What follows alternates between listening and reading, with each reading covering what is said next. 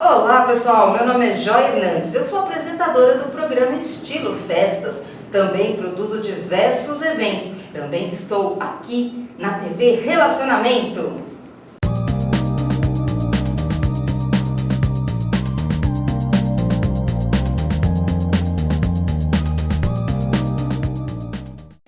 Olá internautas, iniciamos mais um programa Você é Top. Hoje o programa está maravilhoso, que nós temos aí uma convidada das artes. E ela veio da cidade de Jundiaí para nos brindar com o seu talento, a sua beleza e a sua maneira de viver esse mundo. Lady Agatha, gratidão, muito obrigado, viu, pela tua presença aqui. Eu que agradeço demais, Kate, a oportunidade de estar aqui com vocês. Ok. Conta um pouquinho para os nossos internautas onde você nasceu, como que o mundo das artes entrou na sua vida, te agarrou e não te soltou mais. E foi exatamente isso que aconteceu. Eu comecei a dançar em 2011 e nunca imaginei que seria a minha profissão, que isso seria meu trabalho principal. Sou formada em jornalismo, mas a dança me pegou para ela. Trabalho com as danças ciganas, sou dança-terapeuta também. Hoje eu moro na cidade de Jundiaí, mas sou nascida, criada na Zona Leste, em São Paulo. Ah, bacana. Então hoje o meu trabalho está sendo direcionado para Jundiaí, não só para Jundiaí, mas eu rodo bastante, né? Sou professora itinerante. E com o advento da pandemia vieram as aulas online e hoje eu trabalho muito mais online do que presencial com relação às aulas. Interessante, você vê que antes da pandemia tinha que ser presencial, tinha que ter olho no olho e postura e não sei o que e tal. Como que foi a adaptação para o online?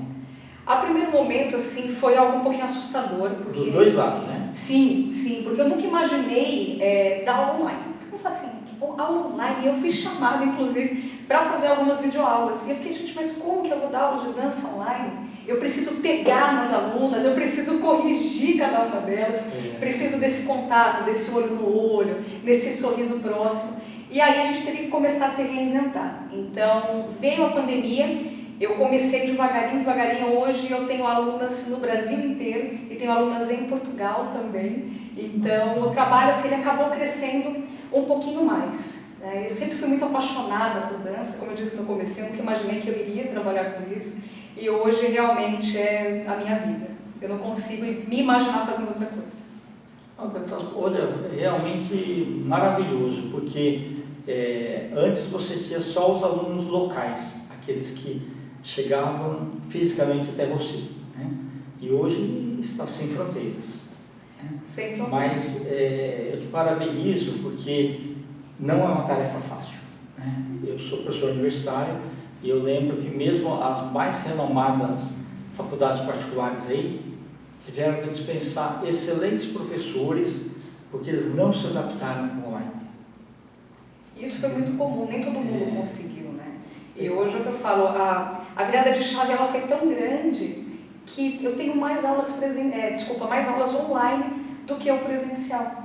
Né? Mas é muito gostoso, né? Eu gosto muito de câmera, então eu falo assim, eu juntei a minha experiência como apresentadora, que eu fiz alguns canais, né? O meu último paradeiro foi na TV Caras, e eu peguei toda essa expertise, né, com câmera, de conseguir ficar próxima para levar para online. E isso eu acho que talvez tenha me ajudado bastante, né? Essa coisa de conseguir explicar, de conseguir chegar até minhas alunas através da câmera. Você iniciou com balé, alguma coisa ou não?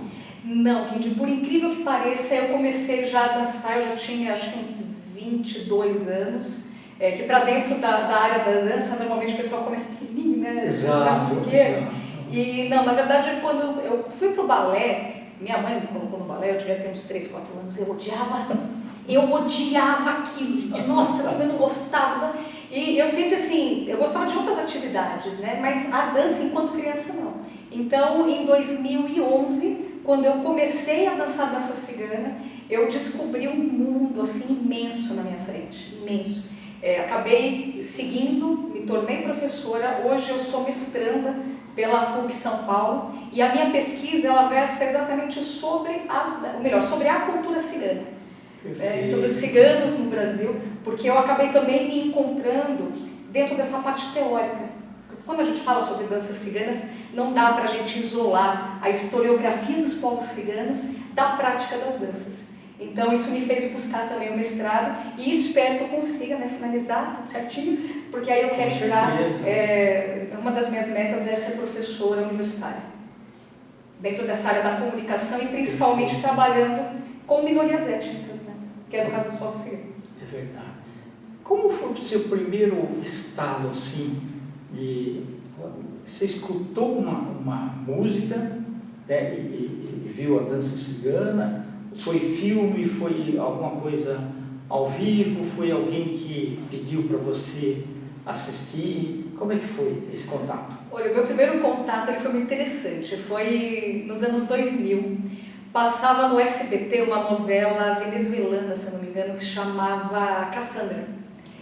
E foi a primeira vez que eu olhei ciganos, né? Por conta da novela, aquela coisa, não foi Explode Coração, porque eu, quer dizer, Explode Coração até eu tenho assistido, mas eu era muito pequena, né? E eu vi essa novela e eu me encantei, eu sempre fui apaixonada por circo, sempre amei o circo, e essa novela tratava disso, de ciganos circenses. E aí aquilo me encantou a primeiro momento. Passaram muitos anos. Quando foi em 2011, eu apresentava um programa na Cas TV, que era uma TV de internet. Quando começou assim as web TVs, né? Sim. E o meu programa piloto, né, foi aquele programa de teste, foi sobre música cigana, com a banda Guardiões, o qual eu também fui parceira durante bastante tempo. E ali eu conheci quem seria a minha professora. Na verdade, antes eu já fazia aula de dança cigana com a Luna Douro. A Luna Douro me apresentou a Safira, que é essa professora. A Safira foi até o meu programa e ali eu me encantei. Eu falei, nossa, eu quero fazer isso. Aí comecei a fazer aula com ela e uma vez no Parque da Água Branca, quando eu fiz a minha primeira apresentação, a primeira assim, apresentação de todas, na verdade foi a segunda, mas é meu primeiro solo. Depois de ter apresentado, eu falo que esse momento assim, ele foi muito poético, porque começou a chover e eu estava dançando, e na chuva, ali no Parque da Água Branca, aquela energia linda, e o meu coração, eu falo assim, que ele expandiu de tal maneira, eu falei, eu quero a dança para minha vida. Eu falo que aquele dia eu decretei, eu quero viver disso, eu quero viver para isso, e eu estava há meses dançando, há meses. E aí começou a minha jornada com as danças ciganas. Depois eu fui pesquisar um pouco mais a fundo todas as danças ciganas, porque não é apenas uma, são várias, né? Então, por onde os ciganos foram passando, eles são mantenedores culturais, eles são polinizadores culturais. Então, eles absorvem a cultura local, colocam o seu tempero e fazem a sua arte. Isso foi o que me chamou a atenção. E aí eu mergulhei de cabeça. E o interessante é que, como eles são itinerantes, eles vão passando aquele conhecimento, né, por onde eles acabam se fixando, nem que seja por pouco tempo. Às vezes é um circo, às vezes são apresentações, mas fica aquela sensação assim muito bonita. E no começo foi difícil para você encontrar até as músicas, porque a internet ainda não estava tão assim, né? Esse ano, assim, 2011, a gente já tinha, né, por exemplo, o YouTube e tal, mas não era tão utilizado que nem hoje é, né? Hoje a gente tem outras plataformas, né, de música, então é muito fácil de achar. Na época eu ficava dependendo muito do que minha professora tinha. Então, era um CD. Era um CD. Às vezes ela viajava, né, porque ela viajou muito para pesquisar a cultura cigana, e aí no que ela viajava, ela trazia os CDs, ela vendia pra gente, e aí foi onde a gente conseguia ter contato. Mas hoje em dia agora já tem, né, internet, então a facilidade é maior para a gente conseguir, principalmente não só a questão da música, mas pesquisar também a questão histórica. Né? Ver vídeos, né, vídeos de ciganos, coisa que antes não tinha como. Fazer aula com professores nativos de cada região, professores que têm origem cigana, coisa que antes também da pandemia, você tinha que viajar, ir lá para o lugar, fazer aula com aquele professor, entrar na comunidade. Hoje, não mais. Hoje, o advento da internet, que é uma tecnologia humana maravilhosa, né? A gente consegue ultrapassar essas barreiras também. Perfeito. Agatha, em que momento da sua vida você achou que era mais de humanas? Ou biológica, assim, porque você tinha também as outras opções, né? Tecnológicas, mas você desde pequena achou que era mais área de humanas mesmo?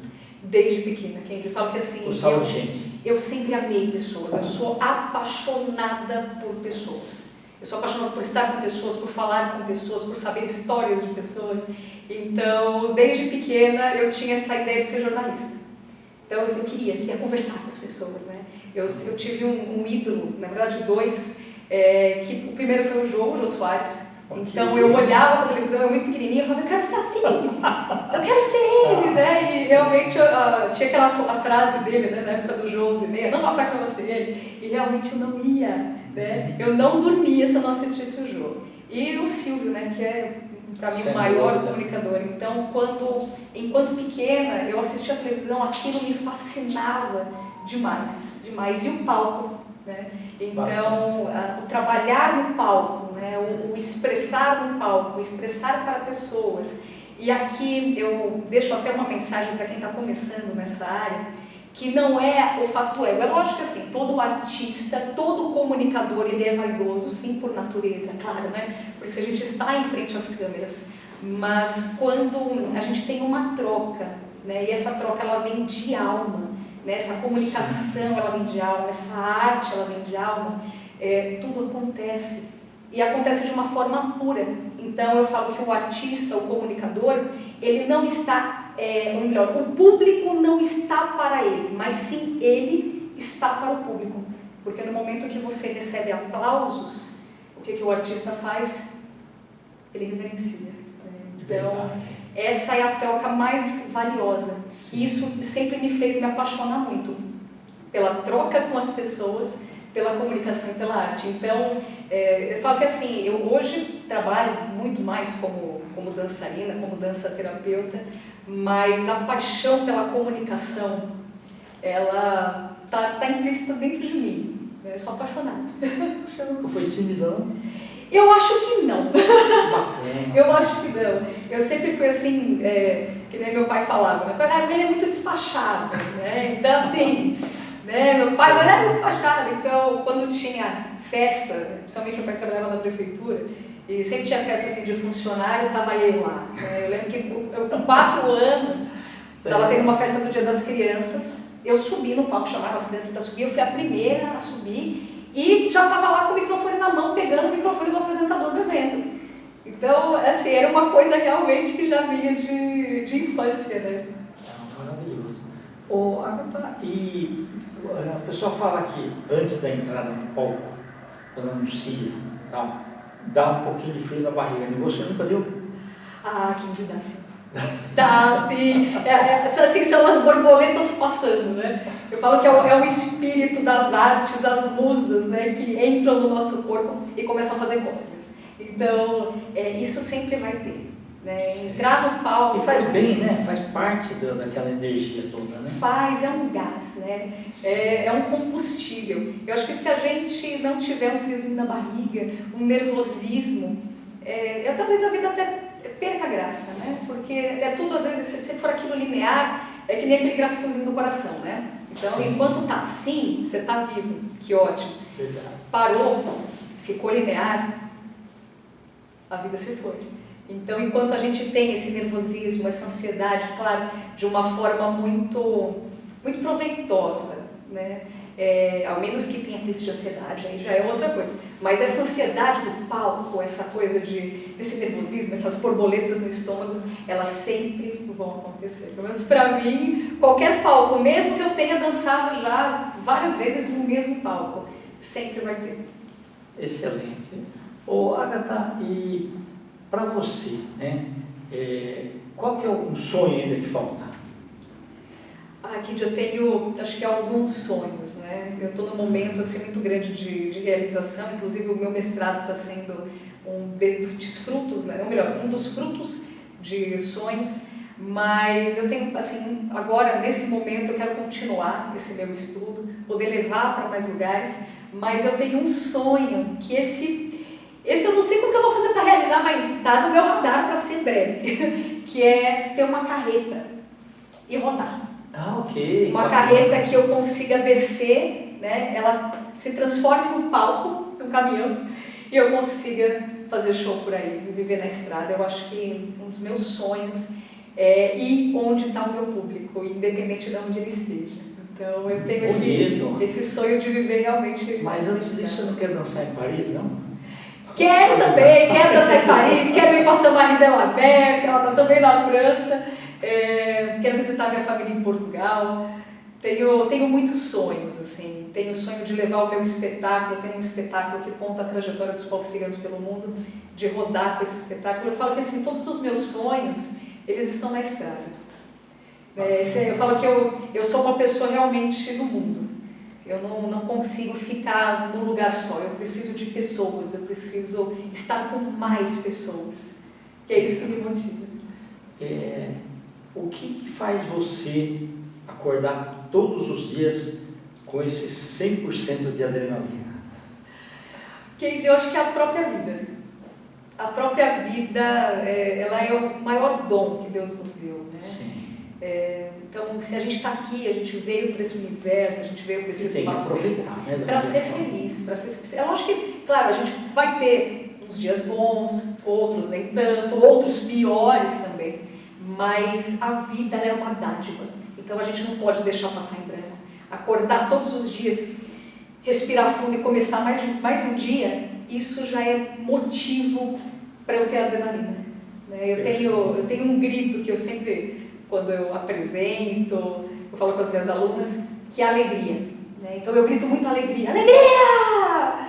E por que isso? Porque a alegria é de viver, é a alegria da gente estar vivo. Mas o que também vai me motivar muito são as minhas alunas, que eu sou apaixonada pelo que eu faço. É o meu público, porque eu também sou apaixonada por eles. Então, é fazer essa troca entre a vida e o meu trabalho, que é também a minha vida. Perfeito, não, maravilhoso, e te desejo, sim, muito sucesso, tá? Eu que agradeço muito, Keide, eu que agradeço demais. E venha outras vezes aqui, tá? Venha Se sim. você deixasse seus contatos, nós vamos escrever aqui também, mas para o público poder entrar em contato com você, tá? Claro, vou deixar aqui, então, olha na tela passando para vocês, meu Instagram, @LadyAgatha, com TH, danças, só que sem o cedilha, então Lady Agatha Danças. O meu telefone é o 11 95342 2852, repetindo, 11 95342 2852, Facebook Lady Agatha, e tem o meu site também, que é o www.ladyagatha.com.br. Perfeito. Agradeço Gratidão muito. E muito Keide. sucesso sempre. Posso fazer a minha marca aqui? Por favor. Então é o seguinte, mas você tem que fazer comigo. Tá. Você faz comigo, a gente Tá. vai falar alegria. Tá certo? bom, Então, perfeito. 1, 2, 3 e... Alegria! Gratidão. Obrigado. Obrigada. Internautas, com os agradecimentos, então, a essa talentosa e fantástica Lady Agatha, nós finalizamos mais um Você é Top. Grande abraço e até a próxima.